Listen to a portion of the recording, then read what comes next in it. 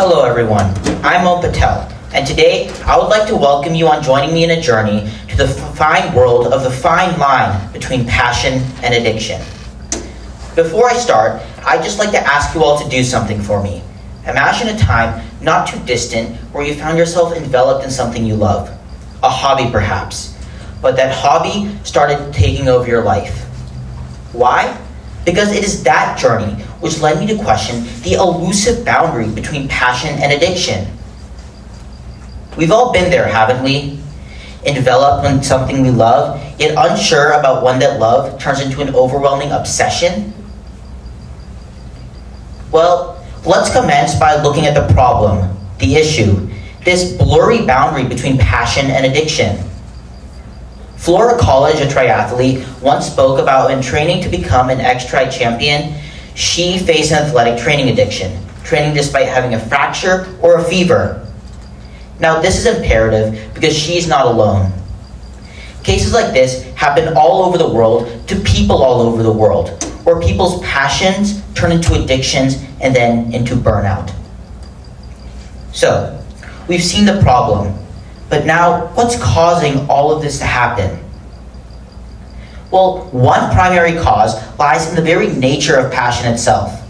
Passion, a key motivator for us to accomplish our dreams and goals, but if left unchecked, can become a breeding ground for addictive tendencies. And research supports this by stating that people who are more passionate about what they do are more likely to grow an addiction to what it is that they are doing. Another major cause is societal expectations. In a world that has been glorified by extreme dedication and success, people are often influenced into pushing themselves into their passions and working as hard as they can, inadvertently crossing this fine line and burning themselves out.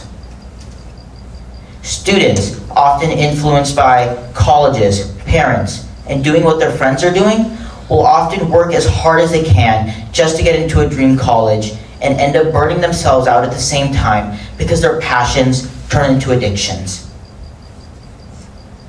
Another factor in this equation is the digital age, characterized by instant gratification and constant connectivity. But more importantly in the digital age, the era of social media and validation. People will work as hard as they can and push themselves into their passions just to be validated online. People will burn themselves out just to get a bunch of likes on some Instagram post because they feel validated about what they're doing.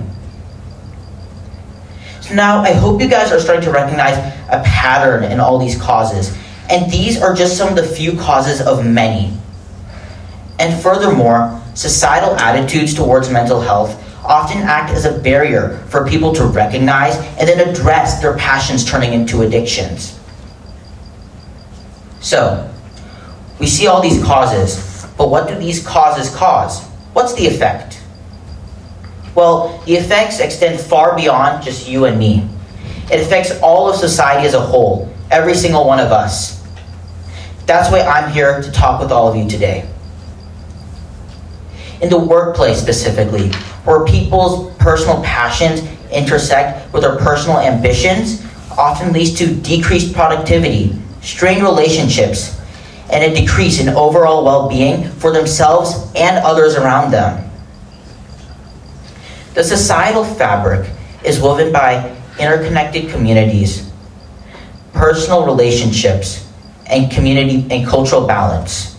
Yet, this fine line shreds that fabric, causing strained relationships, disconnected communities, and cultures that value obsession over balance.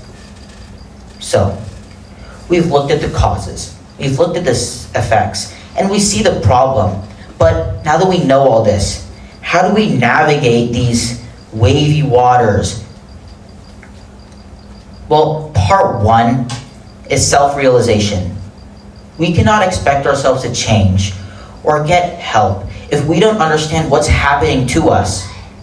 And that is again why I'm here to talk with every single one of us, including myself, to make all of us more aware and make a change.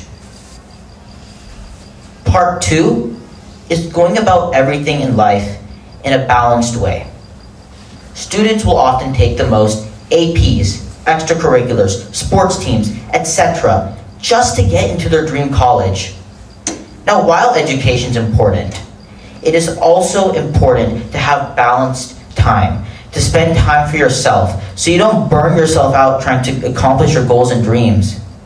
And the goal here isn't to stop you from accomplishing your goals and dreams, but to go about it in a balanced way, where we have an equilibrium with time for ourselves and times to accomplish our goals and dreams, so we don't burn ourselves out.